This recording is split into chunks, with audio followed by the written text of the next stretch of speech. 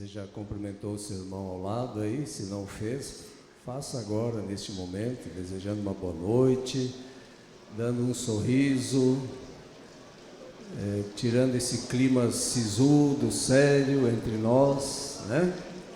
Estamos em casa, estamos em família, e isso é muito bom, muito bom. Espero que o seu dia tenha sido bom também. Nós ouvimos aqui um hino que fala sobre a necessidade da paz, né? Quanta paz, às vezes, nós precisamos para enfrentar as agruras da vida. Quando você tem paz interior, você controla as circunstâncias, você administra as circunstâncias, né? Quando a gente está perturbado, nós nos tornamos vítimas das circunstâncias. Meus queridos, além dos projetos já mencionados aqui, nós estamos nos 10 dias de oração e hoje é o 6º dia e ali vem apresentando sobre a temática da saúde familiar. Se você puder, em algum momento, se já não fez, ler, refletir sobre este tema é muito importante. Amanhã à noite, nós vamos falar um pouquinho aqui sobre a questão das novas gerações, da educação de filhos, relacionamento pais e filhos, principalmente nos dias em que estamos vivendo. Então eu faço aqui um convite mais intenso para que você realmente esteja aqui, porque você pode pensar, não, mas eu não sou pai, não sou mãe, mas você é filho, né? Você não caiu do planeta Marte aqui na Terra por descuido. E a gente sempre aprende alguma coisa para ajudar e somar na família. O tema de hoje, irmãos, é um tema comum a todos nós. Idosos, mais jovens, adultos, crianças. Eu falo aqui da tentação. E eu quero convidá-los a abrirem a Bíblia no livro de Hebreus. Hebreus, lá no finzinho, um pouquinho antes de Apocalipse, no capítulo 4. Hebreus capítulo 4 e no verso 15, mas eu gostaria de ter uma palavra de oração antes de lermos a Bíblia. Vamos curvar a fronte e vamos orar. Senhor Deus, nosso Pai, nós já oramos, temos orado durante a semana para que o Teu Espírito Santo possa atuar em nossa mente, para que possamos verdadeiramente compreender a necessidade de mudar o que precisa ser mudado em nossa vida. E hoje falaremos sobre este assunto da tentação. Ao abrirmos a Tua Palavra agora, que o Teu Espírito Santo nos ilumine, para que possamos assimilar, entender e praticar os Teus ensinamentos. Em nome de Jesus nós pedimos. Amém. Então, aqui está falando sobre Jesus Cristo, e aqui diz assim, Hebreus 4, versos 15 e 16.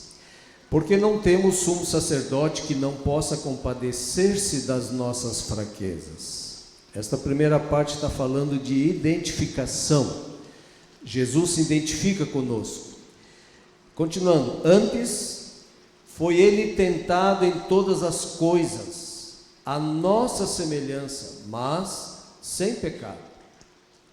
E aqui às vezes vem algumas perguntas e algumas dúvidas, como que Jesus foi tentado em tudo? No tempo de Jesus não tinha algumas coisas que existem hoje, pelas quais nós somos tentados. Quando a Bíblia fala que Jesus foi tentado em tudo, a Bíblia está falando na essência da tentação. Por exemplo, geralmente o inimigo trabalha com 4 itens no seu procedimento de tentação. E esses itens, eles são comuns a todos nós. O primeiro deles, suprir necessidades materiais próprias do bem-estar humano.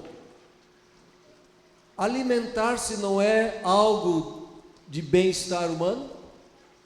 É ou não é? Não é uma necessidade humana? Então, Jesus, ele não estava com fome quando ele foi tentado naquele deserto, naquela ocasião? Estava. E ele poderia ter transformado as pedras em pães pelo seu poder? Poderia. Então a essência da tentação aqui não só era satisfazer esta necessidade básica do ser humano, como também fazer com que Jesus usasse o seu poder divino em benefício a si mesmo. Essa já não é a nossa tentação, mas a tentação de satisfazer uma necessidade humana básica, essa permeia todos nós. Um outro fator é poder agir de forma independente do Criador. Esse aqui é um dos maiores motivos e um terreno onde a gente cai muito facilmente, é nós queremos fazer do nosso jeito. E nós falamos aqui já que é perigoso eu querer agir simplesmente do meu jeito, né? No sábado nós mencionamos isto. Poder fazer o que eu quero, desfrutar dos privilégios da desobediência sem querer as consequências. Essa é uma essência de tentação.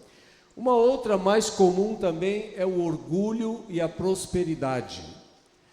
Este é um fator que Satanás adquire muito sucesso através do orgulho. Por que às vezes há discussões em casa? Por causa do orgulho. Quinta-feira nós vamos falar sobre isso. O eu, né? Eu não cedo, eu estou certo. O orgulho. E a prosperidade.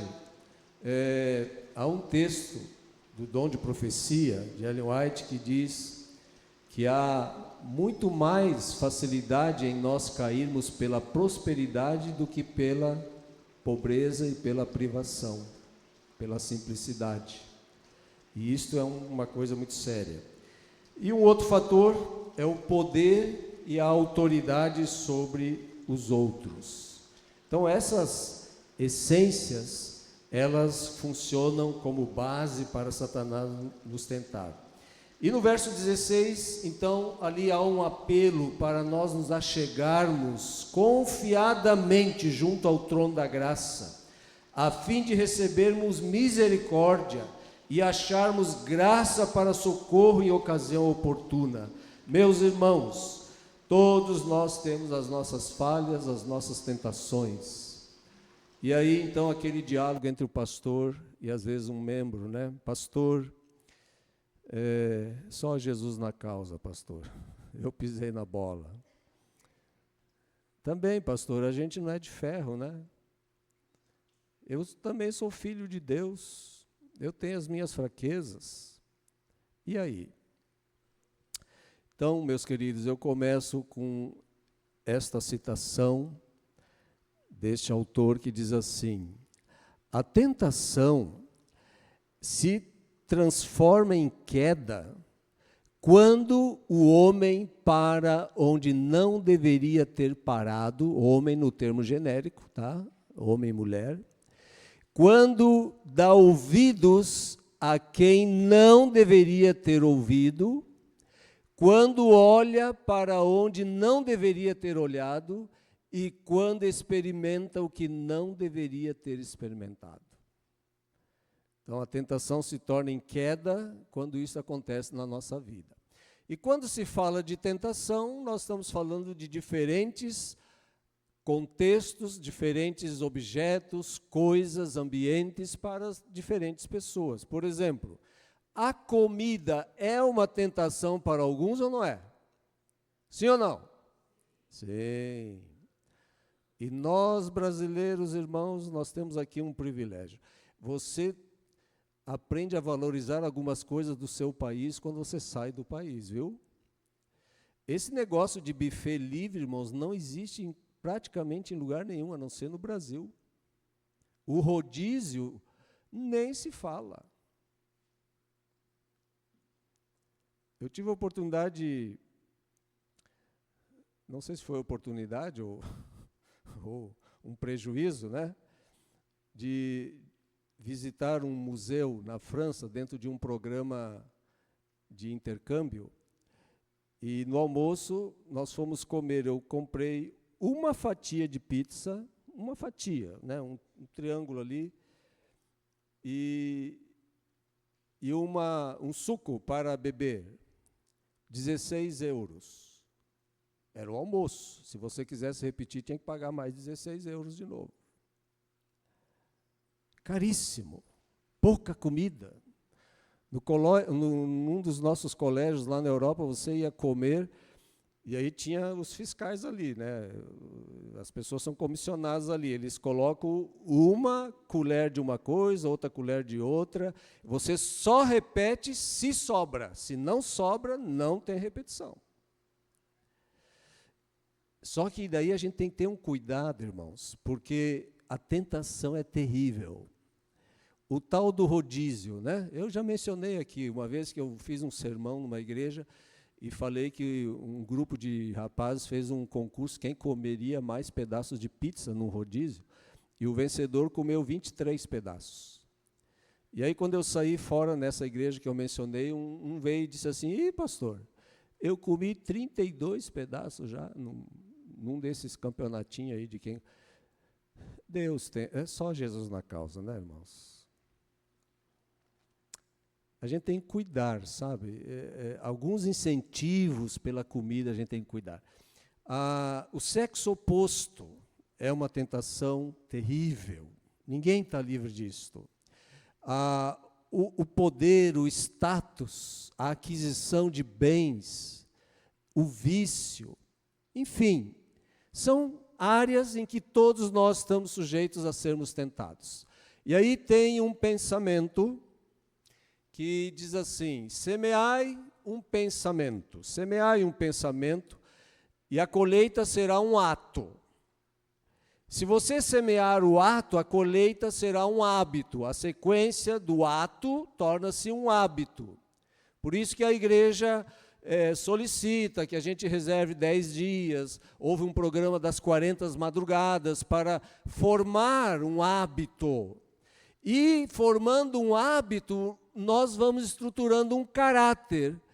E um caráter, ele então nos destina a um rumo. E no contexto cristão, esse destino é ou a perdição ou a salvação. Eu estava visitando um irmão nosso num sítio, num lugar por aí, e ele então começou a me mostrar o sítio dele. E eu comecei a observar um fato interessante em alguns pés de árvore naquele sítio. E eu perguntei para o irmão o que era, e ele me explicou. Então, olha aqui. Este aqui é um butiazeiro. A maioria aqui conhece, né? Que produz butiá.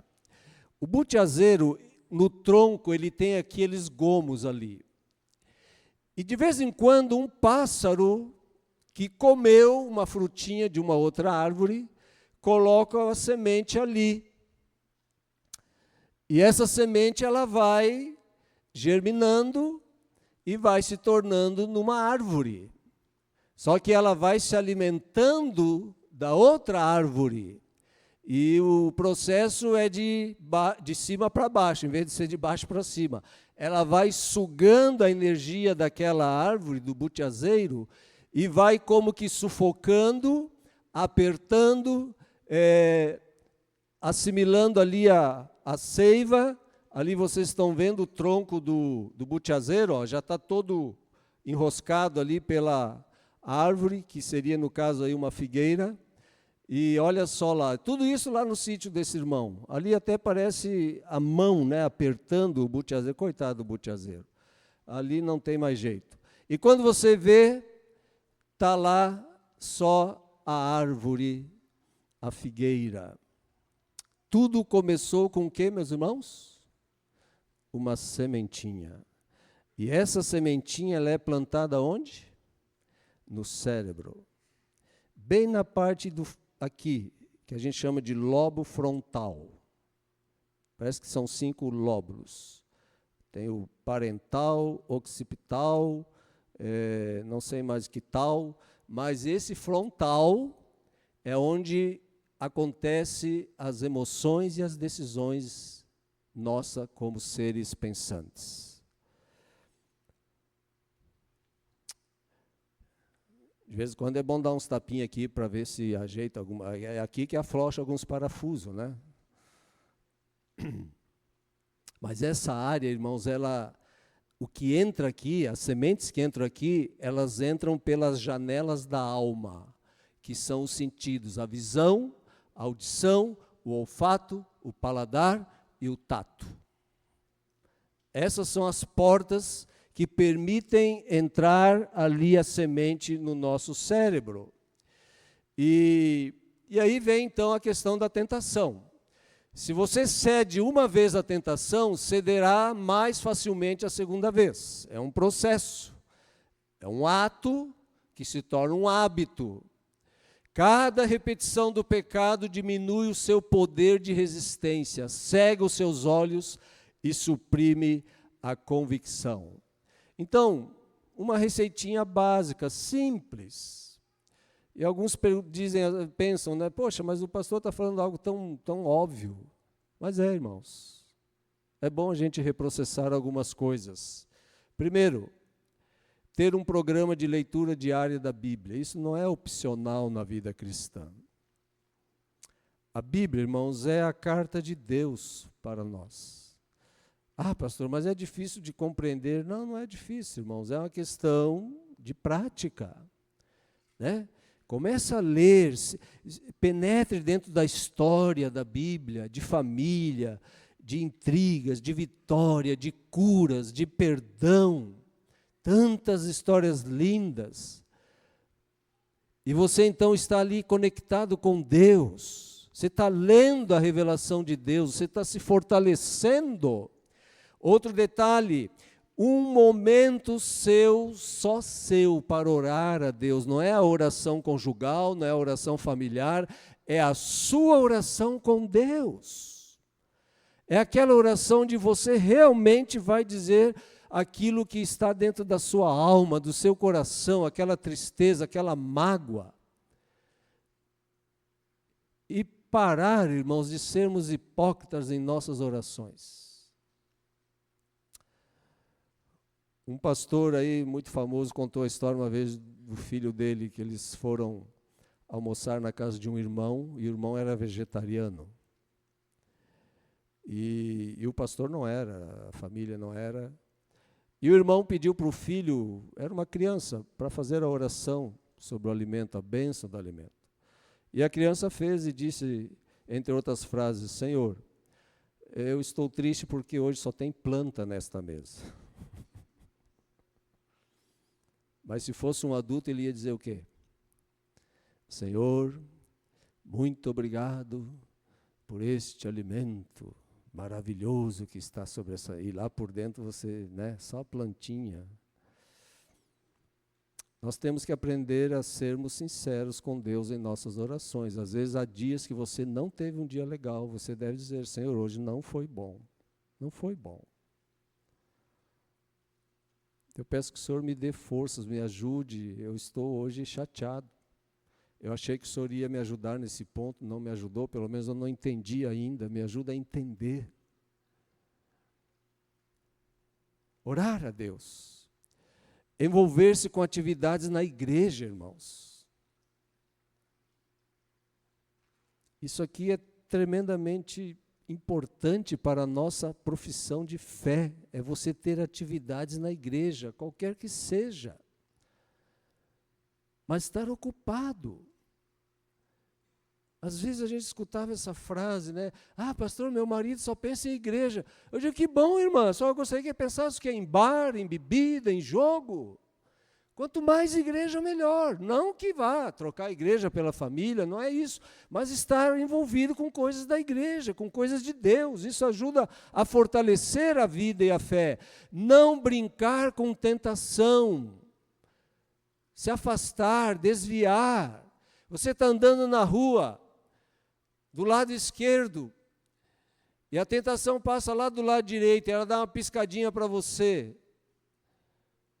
No outro dia, você deve fazer o quê? Muda de rua. Não fica andando ali naquele caminho. Não fique insistindo. Não crie um clima para a tentação. Ah, pastor, eu caí em pecado. Né? Mas como que foi? Não, os pais saíram, nós ficamos sozinhos, estava um climinha assim, tinha uma musiquinha de fundo, Estava meio friozinho, a gente sentiu o frio, daí nos unimos para aquecer um outro. Quando viu, pastor, a gente caiu. Olha só, como o diabo é terrível, né, pastor? Diabo? Às vezes o diabo está longe, a gente chama. Ó, está sem o que fazer, vem aqui me tentar. Vem. Evite pessoas e lugares tentadores. Se você tem fraqueza em alguma área, bebida, comida, cigarro, fofoca, evite lugares e pessoas assim, que vão facilitar e estimular esse desejo em você. E aí, minhas irmãs e meus irmãos, por que muitos filhos estão se afastando ou estão fracos na fé? Porque eles não estão desenvolvendo competências em casa, coisas básicas. Quantas meninas que aqui estão sabem fazer um pão? Não precisa levantar a mão. Algumas até vão ter um choque. Oh, peraí, pão? Fazer um pão? É uma arte fazer pão. Você deve procurar ocupar a mente, quem sabe com um tipo de esporte diferente, uma prática diferente. Há tantas opções de esportes saudáveis. Aprender um instrumento musical para usar na igreja, louvar a Deus, alegrar um ambiente. São maneiras de você ocupar o tempo. Esse aí era o hectare que eu tinha em Joinville, irmãos. E eu comecei a produzir alface, rúcula e cebolinha, e a coisa começou a expandir, então para mim não correr o risco de enriquecer, estava já pensando em exportar para a China, para a Índia, aí eu interrompi o negócio. Mas isso aí é para ocupar a mente. Aqui em casa hoje o terreno é bem maior, então a gente tem possibilidade. Eu já plantei aqui, de agosto do ano passado para cá, irmãos, eu já colhi feijão, já colhi milho, já colhi melancia, já colhi abóbora, já colhi tomate, já colhi melão, se bem que o Gambá colheu mais melão do que eu. Ele colheu uns 8, nós colhemos uns 6 mais ou menos. Mas é no sentido de se ocupar. E quando você é tentado, você tem que pensar em algumas coisas que geralmente a gente não pensa. Família. Poxa, a minha família merece esse tipo de atitude que eu vou tomar, essa decisão que eu vou fazer, este ato que eu vou cometer? Meu pai, a minha mãe merece isso, a minha esposa, o meu esposo merece isso? Eu tenho que refletir diante de algumas tentações. A minha fé, a minha igreja, a minha salvação, os meus relacionamentos, meus amigos, minhas amizades, acima de tudo o meu caráter, a minha educação que eu estruturei com a minha família. Meus queridos irmãos, saiba de uma coisa,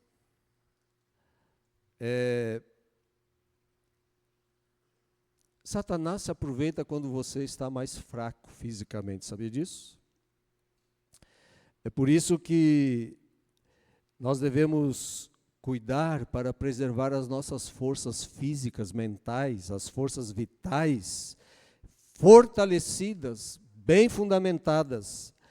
Tudo que enfraquece essas forças, enfraquece nossa defesa contra as tentações e contra o tentador. Trabalhar demais, comer demais, não se exercitar, ter um regime desregrado, dormir mal, tudo isso colabora para que seu organismo enfraqueça. A sua mente enfraquece e você fica vulnerável às tentações. E o inimigo, vai estudar muito bem qual a área que ele pode atuar, devido ao seu temperamento, à sua cultura, às suas fraquezas humanas, ele vai trabalhar ali naquela área. Então você tem que ir à frente, tem que pensar, bom, essa área aqui, ela é vulnerável para mim, então eu tenho que me cuidar nela aqui. E cada um sabe qual é a sua área. Porque o inimigo, irmãos, ele é muito sutil. Ele é muito sutil. Agora, Deus é um Deus justo. E Vamos ler esse texto, 1 Coríntios capítulo 10, verso 13. Ali diz que não vos sobreveio tentação que não fosse humana, mas Deus é fiel e não permitirá que sejais tentados além das vossas forças. Pelo contrário, juntamente com a tentação, vos proverá livramento, de sorte que possais suportar. Seria injusto da parte de Deus você sofrer uma tentação acima das tuas forças.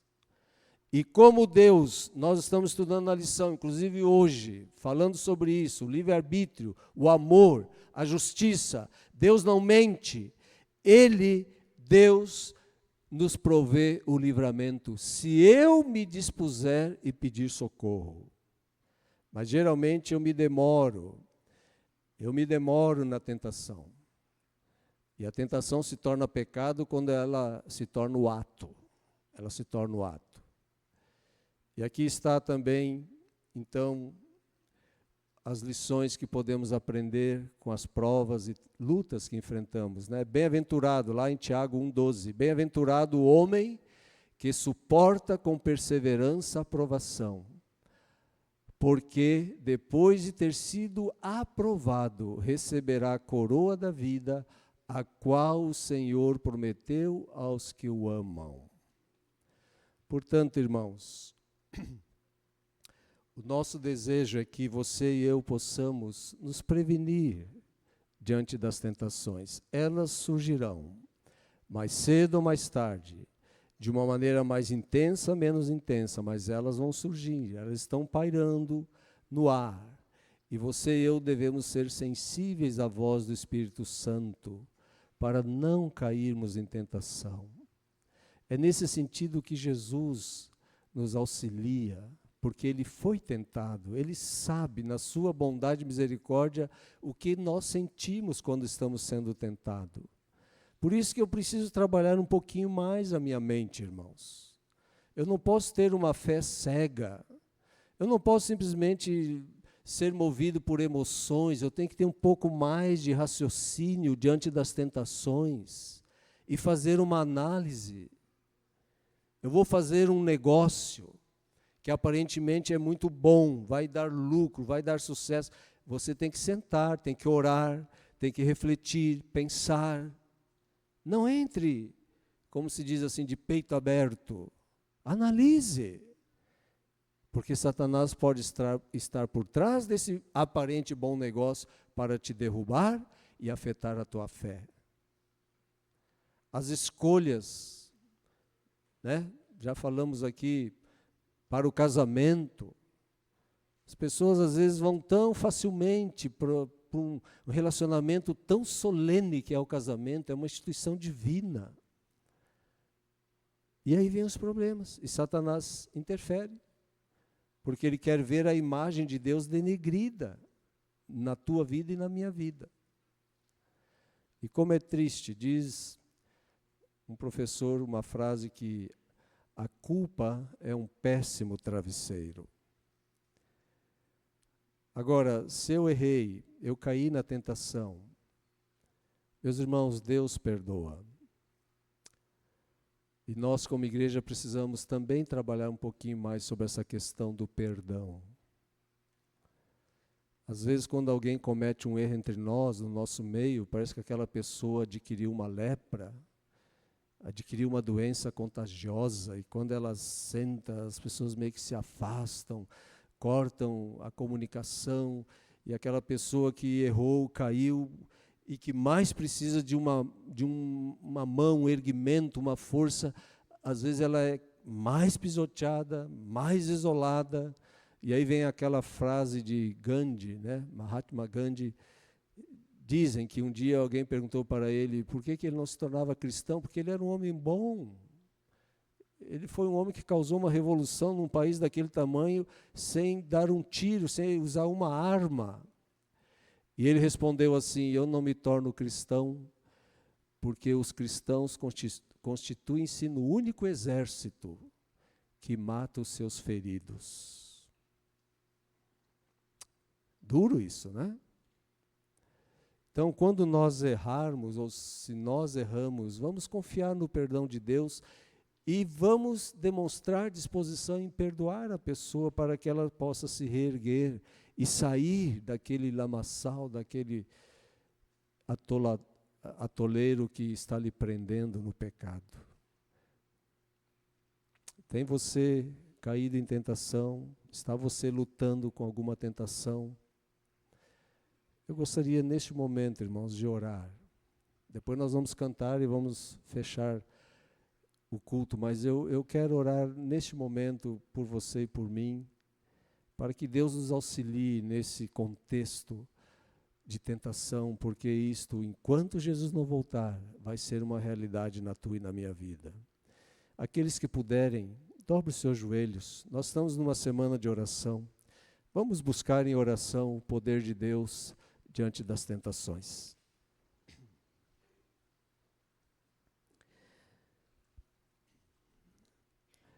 Nosso eterno Deus, querido Pai, obrigado, Senhor, porque na vida de Cristo nós temos uma identificação no que diz respeito às tentações.